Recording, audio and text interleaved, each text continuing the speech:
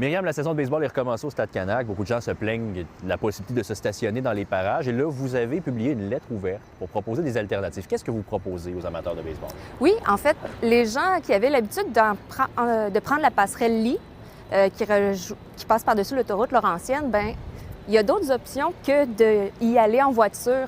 On a la chance depuis quelques années d'avoir deux magnifiques passerelles cyclopédestres. Celle de Trois-Sœurs qui rejoint Vanier et Saint-Sauveur, mais aussi du côté de Limoilou qui vient avec la passerelle de la Tortue. Donc, c'est des opportunités de se rendre plus facilement.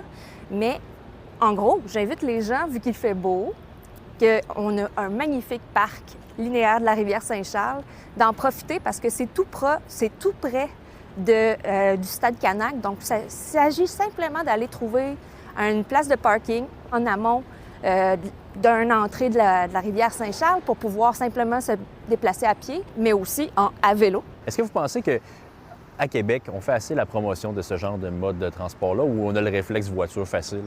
Je pense que c'est davantage qu'on a le réflexe auto plus facile. On pense moins à accommoder ou au fait que les gens se déplacent autrement.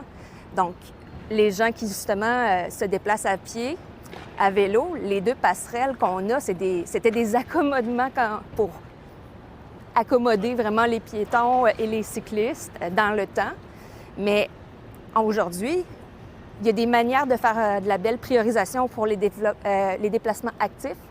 On l'a fait au FEC, sur Grande Allée, en faisant des beaux corridors cyclables. Ça, c'était vraiment des bonnes solutions qui existent. C'est juste qu'on a un petit peu trop... on manque un petit peu de perspective sur le fait qu'il y a d'autres manières de se déplacer qu'en voiture.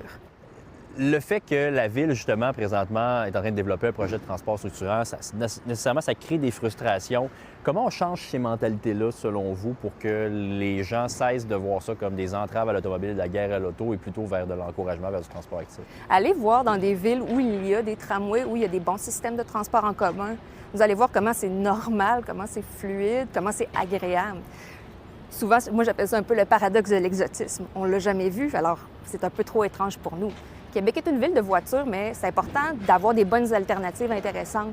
Puis si elles sont intéressantes, puis elles sont efficaces, puis performantes, les gens, c'est plus facile de faire le switch.